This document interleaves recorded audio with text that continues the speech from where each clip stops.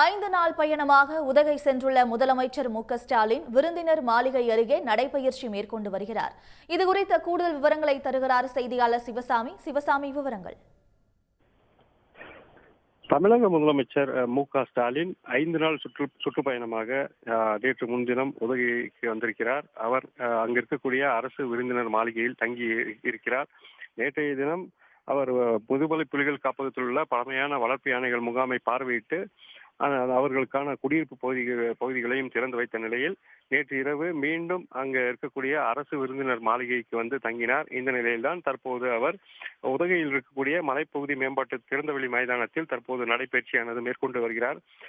அவர் இன்று காலை அங்கு இந்த அரசு விருந்தினர் மாளிகையிலிருந்து புறப்பட்டு சுமார் 3 கிலோமீட்டர் தொலைவில் இருக்கக்கூடிய இந்த மலைப்பகுதி மேம்பாட்டு திறந்தவெளி மைதானத்திற்கு வந்து தற்போது தொடர்ந்து நடைபயிற்சியானது மேற்கொண்டு வருகிறார்.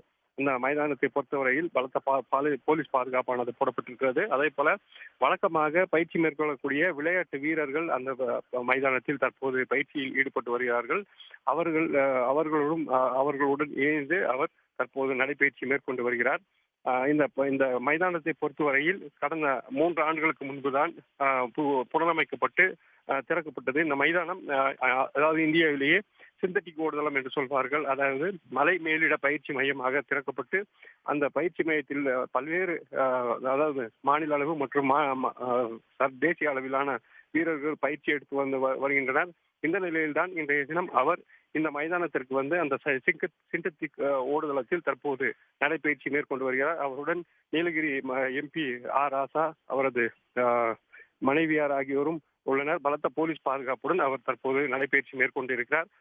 10 மணி அளவில் இன்னும் 1 மணி நேரத்தில் அவர் முடித்துக்கொண்டு விருந்தினர் மாளிகைக்கு செல்லும் அவர் அங்கிருந்து சுமார் 10 மணி அளவில் மருத்துவமனைக்கும் செல்கிறார். மருத்துவக் கல்லூரிக்கு சென்று ஆய்வு செய்கிறார். அதனைத் தொடர்ந்து இன்று மாலை 4 மணி அளவில் தொட்டபெட்டா சென்று அந்த காட்சி மொழியை பார்வையிட இருக்கிறார். விவரங்களுக்கு நன்றி சிவசாமி. உடனுக்குடன் செய்திகளை தெரிந்து கொள்ள சன் நியூஸ் பெல் ஐகானை கிளிக் பண்ணுங்க.